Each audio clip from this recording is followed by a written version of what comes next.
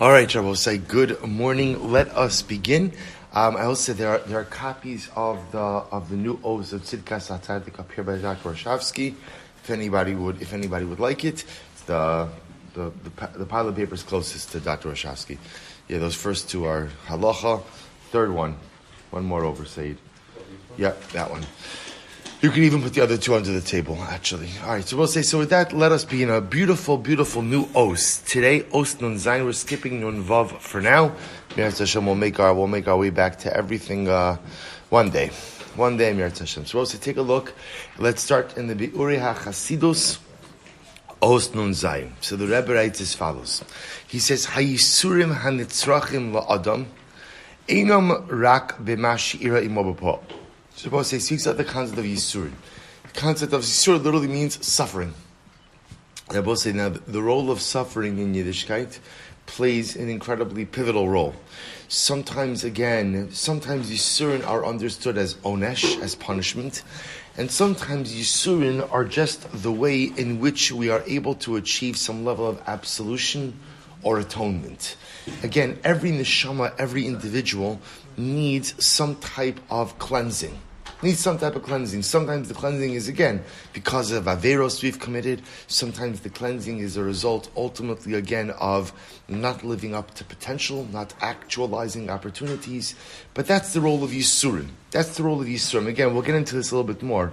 But the Rebbe says when we think about Yisurim, when we think about suffering, we often think about physical suffering.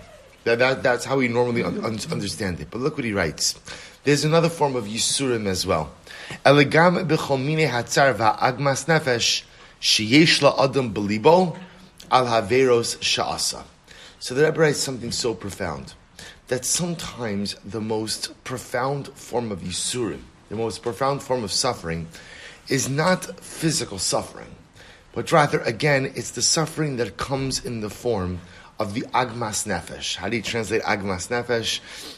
Internal turmoil, right? Internal turmoil that comes about as a result of the averos that a person committed. In other words, I will say, what the Rebbe is saying is, I think, probably something that all of us heard from a parent or an authority figure growing up, that sometimes the worst result or the worst punishment for doing something wrong is how you feel after you've committed the act.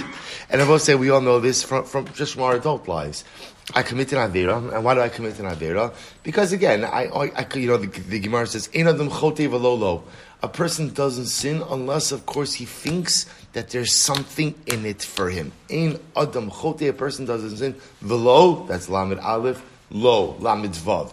I don't sin unless there's something in it for me, which is Chazal's general understanding of man, which is people are very utilitarian.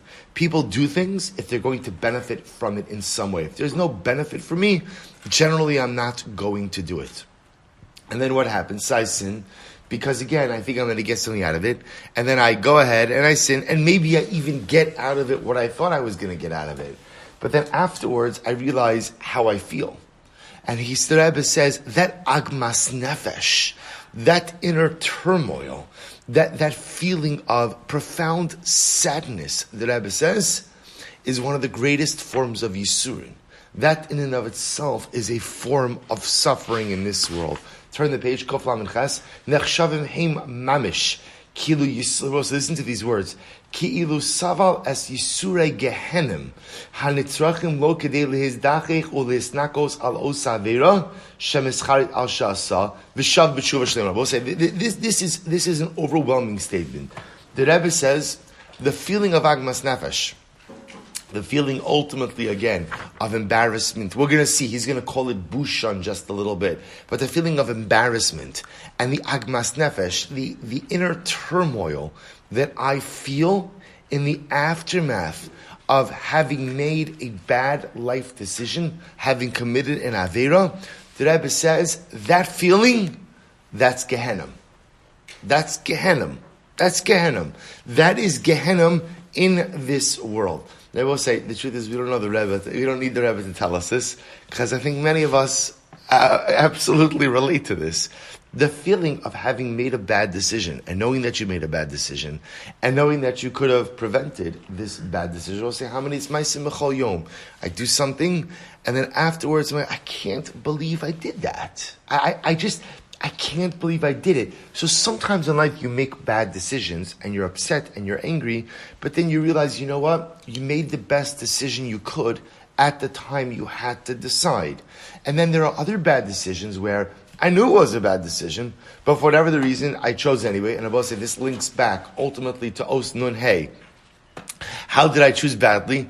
Because again, maybe I only knew things intellectually, but didn't internalize them emotionally. So I ignored that which I knew to be true. I made a decision, and now I mamish feel like I'm in Gehenna. I mamish feel like I'm in Gehenna. But the Rebbe says something amazing. The Rebbe says, so we'll say, before we get to, first of all, think about how powerful this Yesod is. Because I would venture to say, we're not going to take a show of hands, but I venture to say that we could all absolutely relate to what the Rebbe is saying. That we've all made decisions in life where after I make the decision, I'm mamish like I'm in Gehenna. I'm mamish like I can't believe I did this. So we'll say, so two nakudas. Number one, the Rebbe says, V'shav b'tshuva shlema. You know what the good news is? The good news is if you feel that level of agmas nefesh and busha in the aftermath of a bad decision, that's part of your tshuva. That's part of my tshuva. Because I will say, think about this just a moment. Why do I feel this way? Because there's a hakar, there's a recognition that I chose poorly. I did the wrong thing. That recognition that I chose poorly, that recognition that I did the wrong thing is in and of itself a chelik of my tshuva. It's a chelik of my tshuva, which is very profound. He goes on, he says, V'lachin amru chazal. Both say, brother, I just want to point out also, what this does is, the goal of this, says the Rebbe, is to sensitize us to how we make decisions. How we make decisions. There are certain things you cannot save yourself from in life. There are certain things that occur that the truth is I'm powerless to stop them from occurring. But there are a whole bunch of things in life that I absolutely have the power of Bechira over.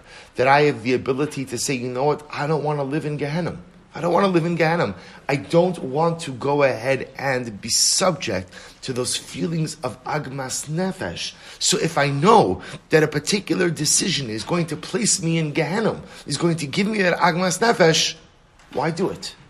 Why do it? So if I think about this concept before the commission of the act, it could save me from engaging in such self-destructive behavior. But in the event that I didn't, the quote-unquote good news is those feelings of agmas nefesh ultimately, again, are in and of itself count as part of tshuva. So the Rebbe goes on, we'll just read one more line, and we'll stop. Listen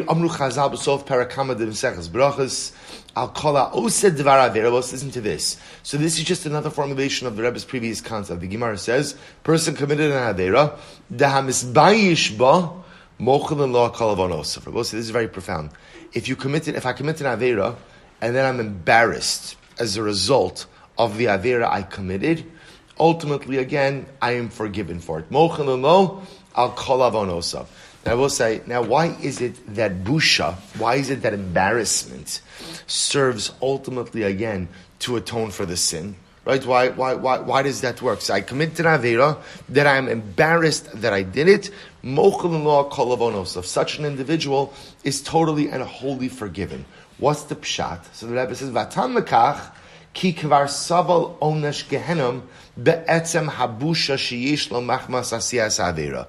And the Rebbe will say it's very simple, because I've literally gone ahead and suffered my punishment. In other words, they're both saying, when the Gemara says that whoever is embarrassed in the aftermath of an avera is forgiven, it's not the pshat that I'm bypassing the punishment. It's that what? The busha is the punishment.